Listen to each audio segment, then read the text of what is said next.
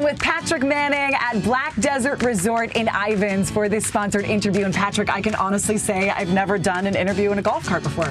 Me either.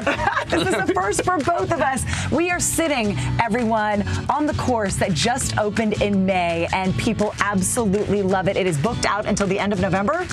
Yes, through Thanksgiving, there are no tee times. Congratulations. Well, thank you. Well, and the rest of the resort just going up all around us, and it will continue to for the next 3 to 4 years. That's correct. It'll be, this portion that you're seeing now will be done, most of it will be done in a year, but then the Santa Clara portion will take a few more years. So, Patrick, I love that our viewers are getting a look at this because this might be the first time you've seen everything around us. When you see the red rock, you see the black, the lava, you see the greens.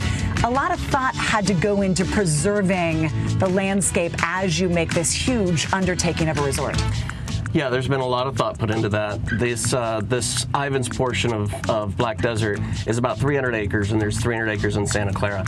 Of the lava flow, it took up about 230 of the 300 acres. So we decided to protect the lava flow. We're putting it into a conservation easement so it can never be built on.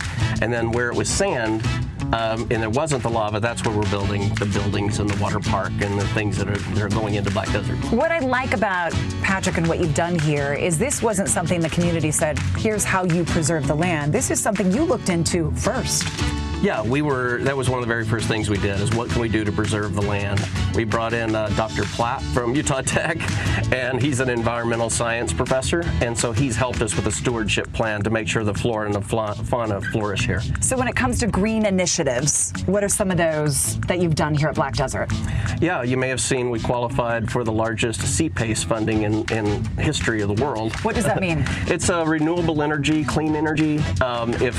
Whatever we spend above what's required to conserve water, energy efficiency, we can get funding for that, and we got $153 million of funding because of this resort will be the largest resort in the world powered over low voltage. The low flow valves on water conservancy, the water park will use less water than if we had just put townhomes. So there's a lot of effort into it. And awards like that one, I mean, people are taking notice of what you're doing here. Yeah, we also became the first in Utah to be awarded with the Audubon International's Platinum Sanctuary Award. They're not easy to get. I believe there's only 3 in the whole United States. Why is this so important to you to do it the right way? There's a responsibility to the land. This is a really special place, and you can't just come in and just nuke it. You have to do it carefully. It has to be done with precision.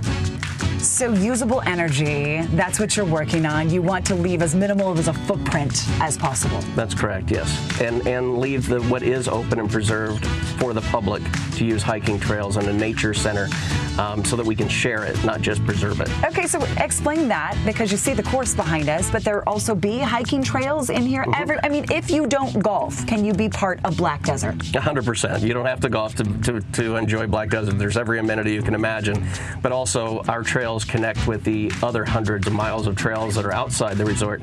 But what we wanted to do is give an experience for people who just wanted to walk. And so there's no bikes on the internal trails. It's just primitive footpaths that wind through the lava so that people can experience without getting hurt.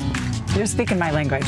I'm not a great golfer, but I am a great walker. I want to walk through this whole area because 360, everyone, it is beautiful from everywhere you look. How has the community reacted? And again, how important is it to you to be part of the Ivins community and have them excited that this is going up all around them? It's very important. None of this would be fulfilling if we didn't have the support of the residents and the Planning Commission and City Council and the governor, and we get a lot of support, and that feels like we did it right.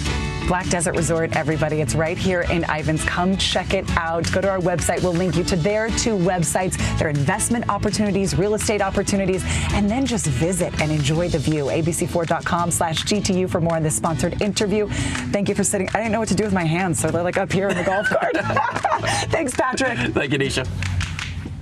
I haven't done an interview in the back seat of a golf cart before, so I was like this with my hands. Yeah, where do they go? Just gesture. I didn't realize Ivins is that huge. So, and when they call it Black Desert, do you see that black lava rock that's then surrounded by the red rock? It is the most beautiful spot. So he came there back in the early 2000s, not from Utah, and stood right there and said, I'm never leaving.